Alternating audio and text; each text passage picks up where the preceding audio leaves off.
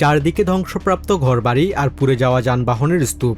ইউক্রেনের পূর্ব দোনেৎস্ক অঞ্চলের ফ্রন্টলাইন শহর দ্রুস্কিভকায় রুশ বাহিনীর লাগাতার হামলার কারণে পরিস্থিতি এখন চরম ভয়ানক।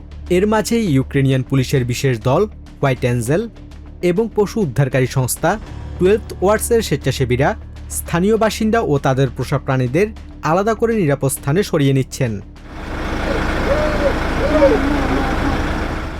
নিজের প্রিয় কুকুরটিকে উদ্ধারকারীদের গাড়িতে তুলে দেওয়ার সময় কান্নায় ভেঙে পড়েন 7 বছর বয়সী আন্দ্রি। যুদ্ধে নিজের সন্তান নিখোঁজ হওয়ার পর এবার প্রিয় পোষা প্রাণীটিকেও হারানোর বেদনায় স্তব্ধ তিনি। আমরা এদের সাথে নিয়ে যেতে পারছি না, কারণ প্রাণীদের সাথে রাখলে কেউ আমাদের আশ্রয় দিতে চাইছে না। আমরা অনেক খুঁজেছি, কিন্তু সবাই শুধু মানুষ নিতে চায়। এদের ছেড়ে যাওয়াটা আমাদের জন্য অত্যন্ত কষ্টের। যুদ্ধক্ষেত্রের এমন মানবিক বিপর্যয়ের মুখে স্বেচ্ছাসেবীরা শুধু মানুষই নয়, রাস্তাঘাটে ফেলে যাওয়া বা আহত অবস্থায় পড়ে থাকা অসংখ্য কুকুর বিড়ালকেও উদ্ধার করছেন।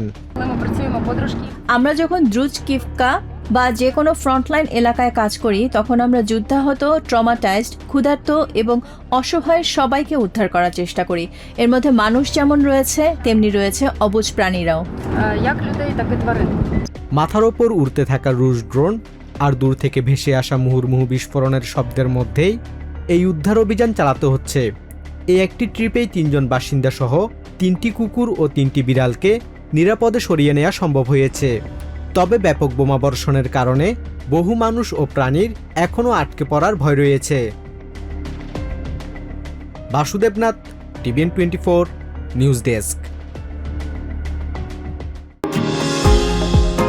নিউ ইয়র্ক থেকে সম্প্রচারিত TVN 24 টেলিভিশন বিশ্বজুড়ে বাঙালির কণ্ঠস্বর।